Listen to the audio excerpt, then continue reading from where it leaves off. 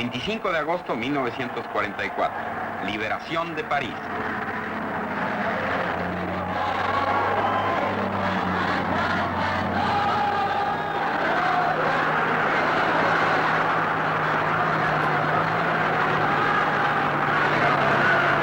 Ese mismo día en el este, Rumanía cambió de mando y con su actitud se acabó la única fuente de petróleo de Hitler. Bulgaria ya había abandonado el eje y también Finlandia negociaba con los rusos un armisticio.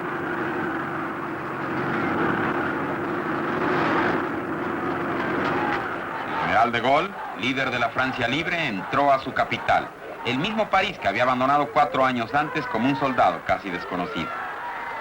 Ahora lo saludaban, era el alma de Francia. Para los parisinos habían terminado los años de angustia de la ocupación alemana. Tardaría mucho el resto de Europa en ser liberado.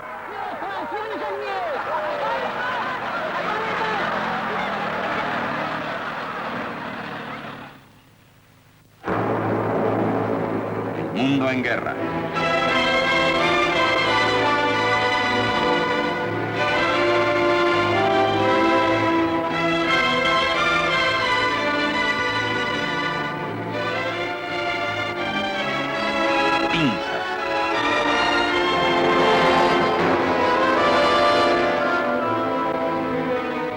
Agosto 1944.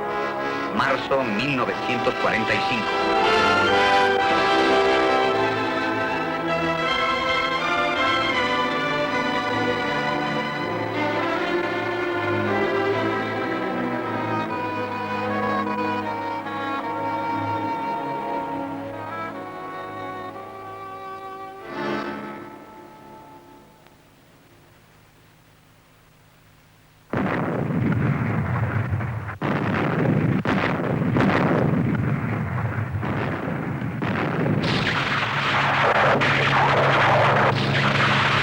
De agosto de 1944, Operación Juncker, la invasión aliada del sur de Francia.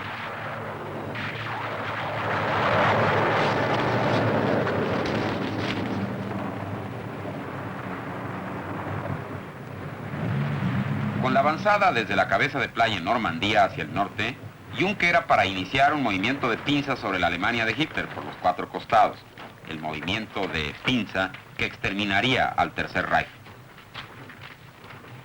Saltamos a la arena cerca de Saint-Tropez y pensé, ahora sí abrirán fuego en un minuto. Y de pronto, entre la bruma, en nuestro pequeño pedazo de playa, apareció un francés.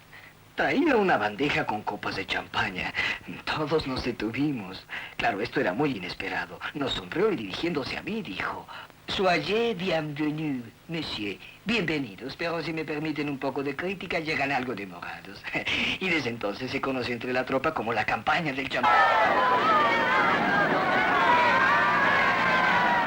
Por todos lados, durante esas semanas de locura y alegría en agosto de 1944, los alemanes eran obligados a regresar hacia las fronteras de su país.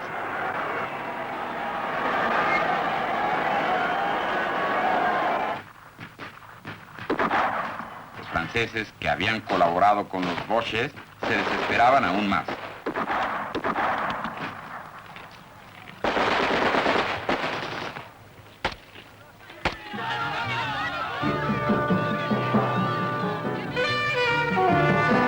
Las francesas, que se habían asociado con los conquistadores, eran señaladas con índice de fuego.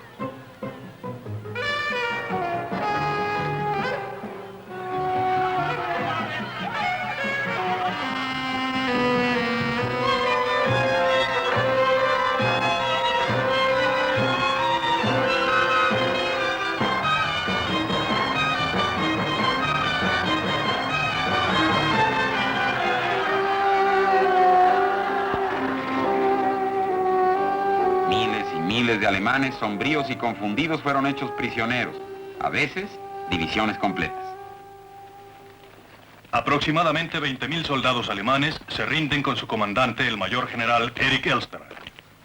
El general Elster entrega su pistola como muestra de rendición. Comandaba el área de Biarritz, desde las montañas Pirineas hasta la bahía de Vizcaya.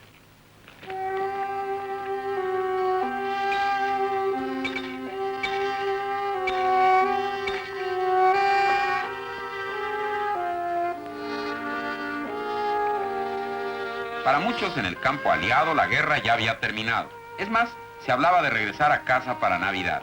Pero el alto mando no se ponía de acuerdo en cómo habría de ganarse la última batalla. Montgomery arguía que los alemanes habían sufrido una terrible derrota en Normandía.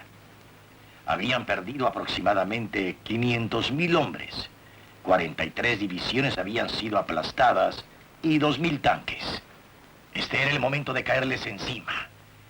Y por lo que él abogaba era por una marcha en pleno por la planicie de la costa, con la derecha en las Ardenas y la izquierda posiblemente casi a lo largo de la costa, día y noche, nunca cediendo, nunca dándoles tiempo para recuperarse. Y claro, él estaría al mando de todo esto. Seguiríamos de frente, atravesaríamos luego el Rin, saldríamos por detrás del Ruhr para aislarlos y la guerra terminaría en 1944. Eisenhower dijo no. No me gusta, es una embestida muy angosta. No está tocando muchas de las tropas que están en Francia. Yo propongo avanzar en un frente ancho, llegar hasta el Rin y luego cruzarlo y terminar la guerra ahí. Bueno, eso tal vez era más seguro. Pero significaba que la guerra no terminaría en 1944. Creo que los británicos tardaron mucho en darse cuenta de que el esfuerzo mayor en la guerra de Europa era de los americanos. Creo que la prensa británica también tardó en darse cuenta, porque me parece que la gente olvidaba que el gran peso de divisiones y pertrechos y eso era americano. Después de salir de la cabeza de puente, los pertrechos por mucho tiempo tenían que venir por las playas o ser transportados por aire. El ejército a menudo encontraba que no podía hacer lo que quería por falta de pertrechos, particularmente gasolina.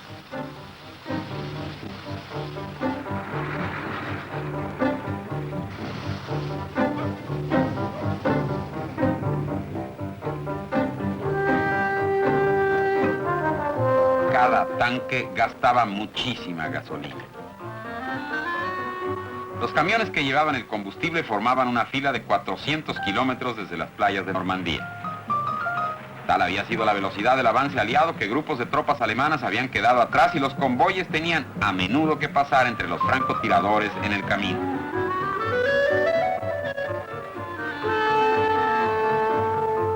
Los choferes rebautizaron la ruta entre París y el frente como territorio de indios.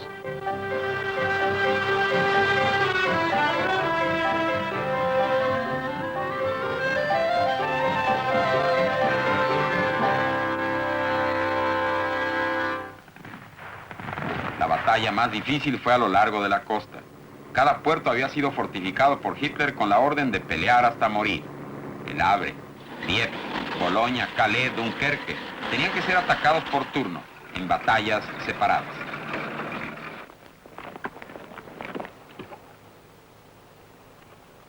Hitler sabía que los pertrechos eran el principal problema de los aliados, y de ahí su determinación de aferrarse a los puertos del canal el mayor tiempo posible. Si eran vencidos, se cercioraría que los puertos quedasen totalmente destruidos.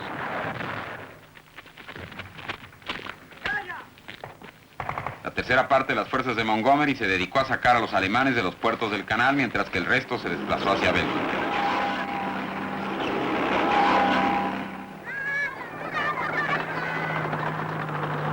Mi momento culminante fue cuando cruzamos la frontera. Porque sucede que yo había comandado la retaguardia durante la retirada hacia Dunkerque. Era el comandante del batallón. Y había estado en un flanco y la retaguardia de la tercera división al mando de un tal mariscal de campo Montgomery, que entonces era general. Yo estaba muy avergonzado.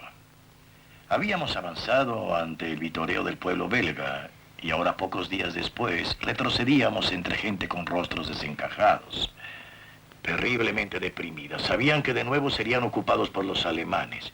Y yo les repetía, no se preocupen, vamos a volver. Y en la invasión, al cruzar la frontera, habíamos vuelto. Y un joven, supongo que vio la banda roja en mi sombrero, salió corriendo hasta mi tanque. Las lágrimas le caían sobre el rostro y alzó la mano así. Y dijo, sabía que volverían, sabía que volverían.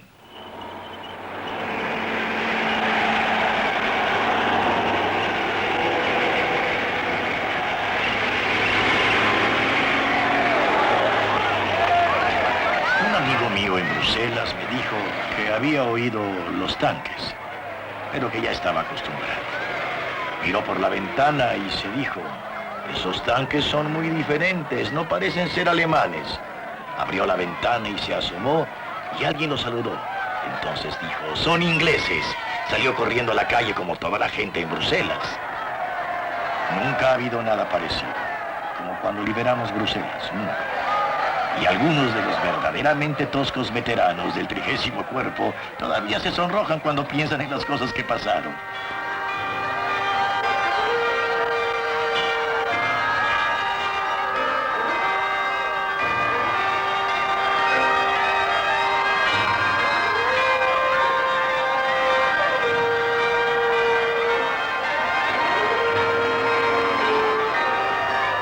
Todo iba muy bien. Ahora hablemos de los errores. Nos ordenaron detenernos. La razón era que nos adelantábamos a nuestros pertrechos. Esto era un error, porque teníamos gasolina para 100 kilómetros en nuestros vehículos y para otros 100 kilómetros, como a 24 horas de distancia, y debieron, en mi opinión, correr el riesgo. Porque ese día en que nos detuvieron, lo único entre nosotros y el Rhin era una división de hombres muy ancianos. Les decíamos la división estomacal porque todos tenían casi mi edad y todos tenían algo mal en el estómago. Habían estado vigilando la costa de Holanda. Nunca habían visto hacer un disparo en serio y hubieran estado encantados de irse pacíficamente a nuestros campamentos de prisioneros de guerra sin tener que sufrir esta horrenda guerra. Así pensaban ellos.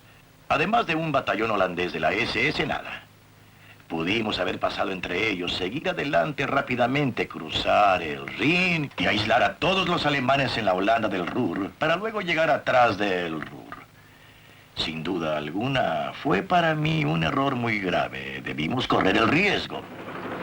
Cuando se nos permitió avanzar, que fue el 7 de septiembre, avanzamos 16 kilómetros en 4 días. Anteriormente habíamos avanzado 400 kilómetros en 7 días. Ya no estábamos persiguiendo, estábamos luchando de nuevo.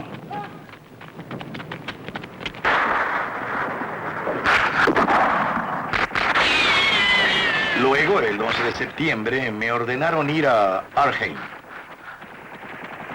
Los tres principales canales del delta del Rin, entre puntas de lanza aliadas y alemanas. El Maas, el Waal y el Niederrhin. El plan de Montgomery era colocar una sombrilla aérea de ataque, capturar los puentes y enviar una fuerza móvil al flanco izquierdo de la línea Siegfriedo para aislar el Ruhr y así acabar con la resistencia alemana antes de Navidad 1944.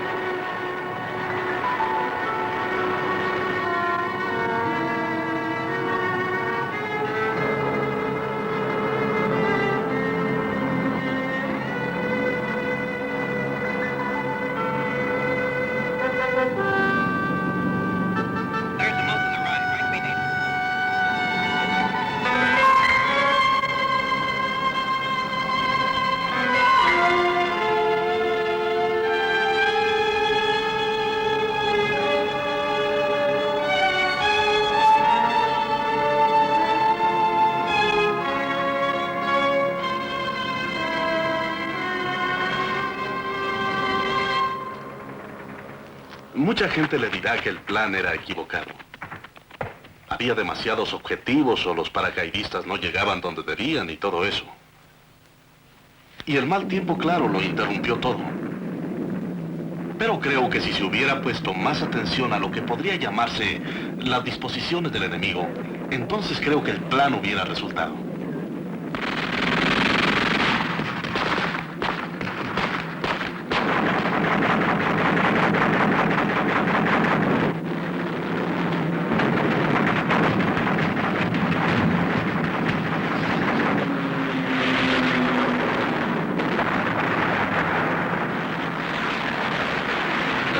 fuerzas aéreas que aterrizaron en Arnheim se encontraron de pronto con unidades blindadas alemanas que estaban siendo reparadas y que en ese momento estaban ahí por casualidad.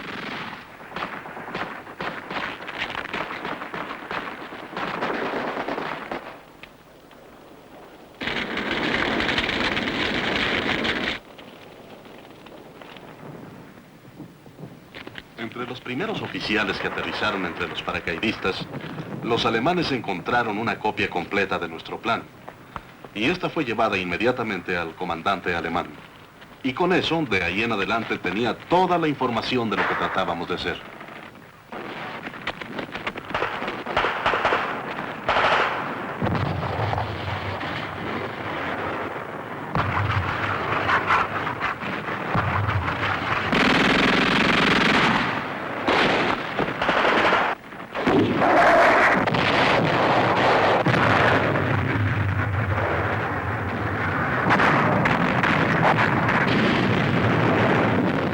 Nadie puede decir si teniendo la cabeza de puente sobre el Rin en esa época del año, con el mal tiempo que se iniciaba, si hubiéramos podido sostenerla por varios meses durante el invierno, ya que sabíamos, por experiencia, lo aptos que eran los alemanes para recuperarse de situaciones críticas.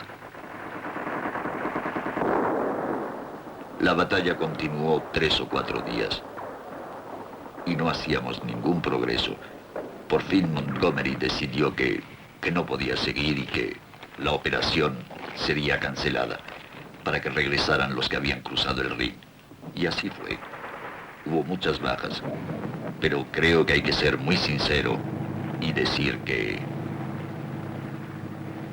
fracasó en su objetivo, que se logró un éxito parcial. Y siempre me disgusta usar esa expresión de fracasos gloriosos. No diría que eso fue, pero sí fue un fracaso hasta cierto punto. El fracaso en Arnheim quería decir que la guerra definitivamente no terminaría en la Navidad de 44. También quería decir que la iniciativa por el momento había sido perdida por los aliados occidentales. Pero en el frente oriental sucedía algo diferente. Ahí, el ejército rojo avanzaba por todas partes. En el centro, 100.000 alemanes habían sido copados en Minsk. En el norte, Finlandia fue retirada de la guerra, Estonia recuperada, Letonia y Lituania despejadas de tropas alemanas, y se había llegado a las fronteras de Prusia Oriental. En el sur, Ucrania liberada, Rumanía había capitulado, Bulgaria había sido invadida, Grecia fue aislada y se había efectuado un contacto con los partidarios de Tito en Yugoslavia. Era un enorme triunfo. Un éxito abrumador en todo el este, salvo en una ciudad casi olvidada, donde la guerra se iniciara 5 años antes, la capital de Polonia, Varsovia. Para julio de 1944, el ejército rojo ocupaba la mitad oriental de Polonia, habiendo conseguido esa porción durante el pacto Hitler-Stalin en agosto de 39. El gobierno polaco en el exilio en Londres estaba ansioso de ser reconocido antes de que los rusos invadiesen el resto del país. De lo contrario, para ellos, sería meramente un intercambio de invasores y no una verdadera liberación. Al acercarse el ejército rojo a Varsovia, la guarnición alemana parecía estar lista para salir.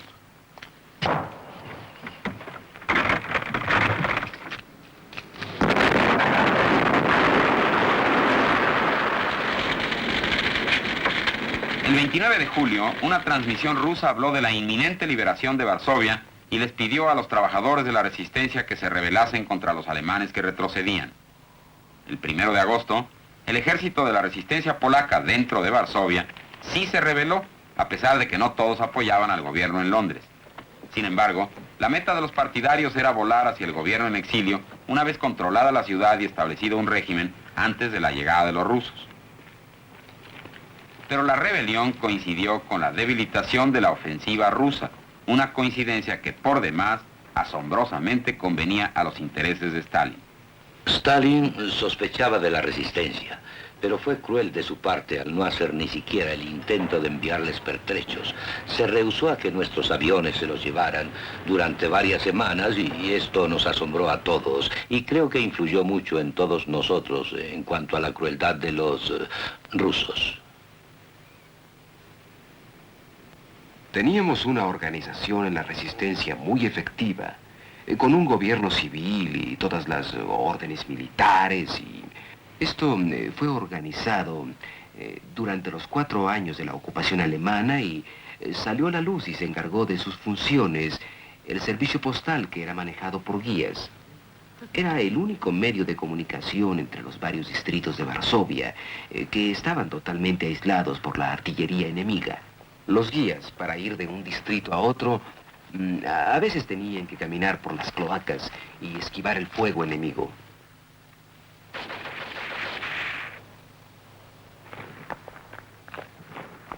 Al empezar la rebelión, teníamos municiones solamente para 10 o 12 días. Y después tuvimos que usar las municiones que les quitábamos a los alemanes. O bien de las fábricas de armas y municiones que funcionaban en Varsovia. También se usaba todo eso.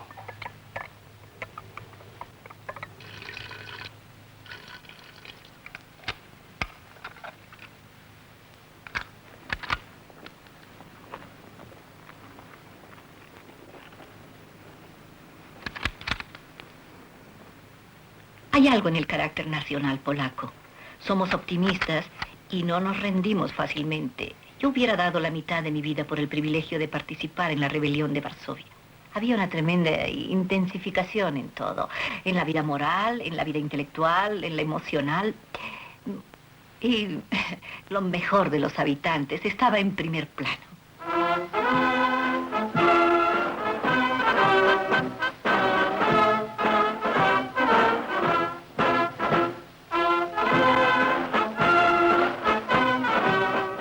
Hubo muchos conciertos durante la rebelión de Varsovia.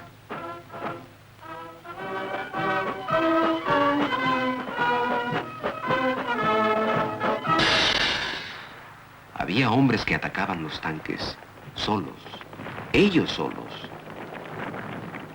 Hombres que se arrojaban contra ametralladoras enemigas, cosas así. Había mucho heroísmo individual. Los polacos londinenses casi lo lograron. Al terminar la primera semana controlaban la mayor parte de la ciudad. La RAF estaba lista para transportar al gobierno polaco en el exilio. Pero entonces, Hitler, dándose cuenta de que Stalin no iba a hacer nada, ordenó a la SS que aplastase la rebelión, lo cual la SS procedió a hacer con la mayor crueldad.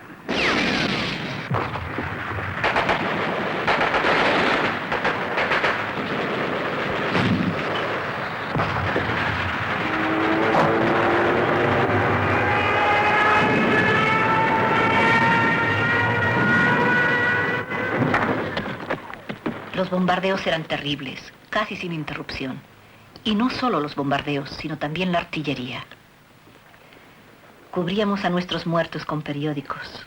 Era lo primero que hacíamos antes de sepultarlos para no desmoralizar a la gente.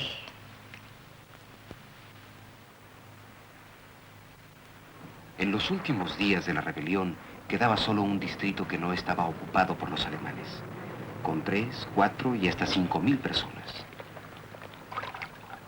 A veces en un mismo cuarto dormían 30 o 40. Luego los alemanes los bombardearon con sus aviones en picada.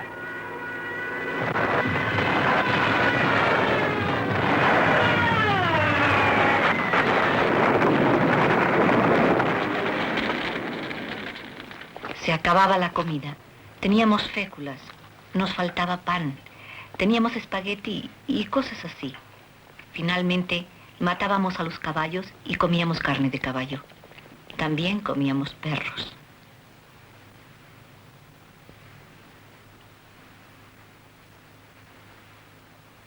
Los polacos londinenses se desesperaban al perder la esperanza y culpaban a los ingleses de lo que ocurría. Pero la RAF no podía llevarles pertrechos en tanto Stalin se rehusase a permitirles cargar combustible en territorio soviético. Cuando al fin lo persuadieron de ceder, tampoco quedaba de Varsovia que los pertrechos caían más bien en manos alemanas. Estábamos muy decepcionados. El mundo entero nos había olvidado. Yo pienso que Polonia fue traicionada por los aliados. Hacia el final sentíamos que ya no había ninguna esperanza. Los rusos no nos ayudaban y los alemanes estaban decididos a aniquilarnos. Por lo tanto, yo no me molestaba en agacharme cuando caminaba entre disparos. Nada me importaba. Pensaba que tenía que morir tarde o temprano. Y que ojalá fuera temprano.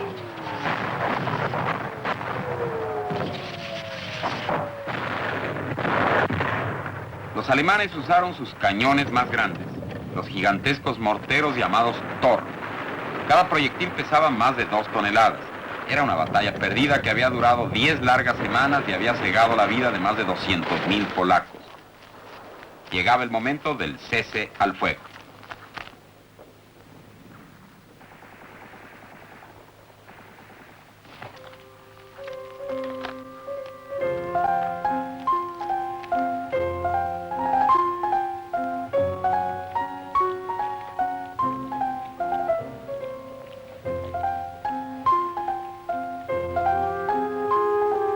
Cosa extraña, los teutones permitieron que los polacos se rindieran con honor y los trataron no como partidarios listos para ser fusilados inmediatamente, sino como combatientes regulares con los derechos de prisioneros de guerra según la Convención de Ginebra.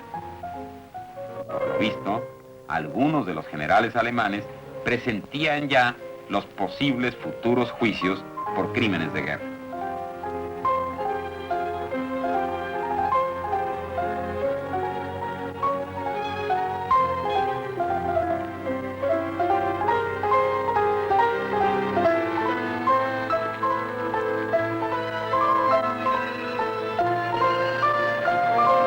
Cuando todos los ciudadanos habían sido sacados de la ciudad, Varsovia fue arrasada.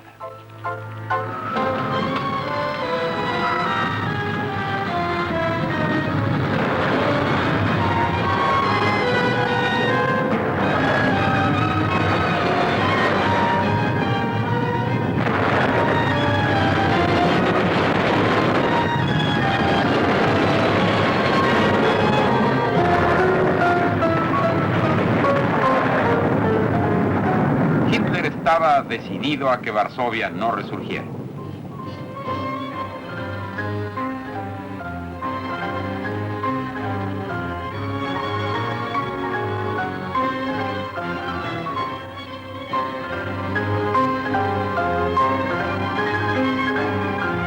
Así terminó uno de los episodios más trágicos de la guerra.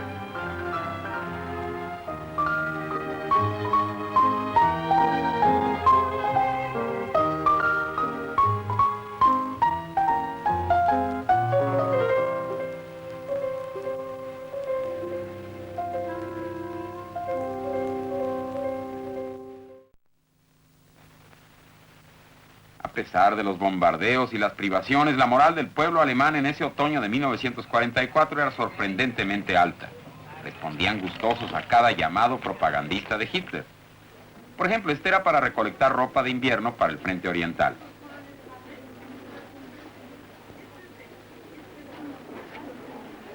Hitler redujo la edad de conscripción ese otoño a 16 años y medio y reclutó a aquellos que la habían evitado alegando empleos esenciales. Sumarían 700.000 los nuevos conscriptos, en parte para el Volkssturm, una especie de guardia civil, y también para reemplazar las terribles bajas tanto en el oriente como en occidente.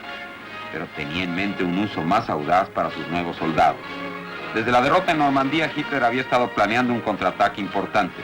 Esperaba no solo detener a los aliados antes de que llegasen al Rin, sino también rechazarlos tan decisivamente que tuviesen que pedir la paz. Una paz que le daría tiempo para detener el avance ruso antes de que se acercara demasiado a Berlín. Esa era su fantasía. Con ese objetivo había estado conservando sus Panzers, reparándolos después de la maltratada en Normandía. Pero, ¿dónde atacarían?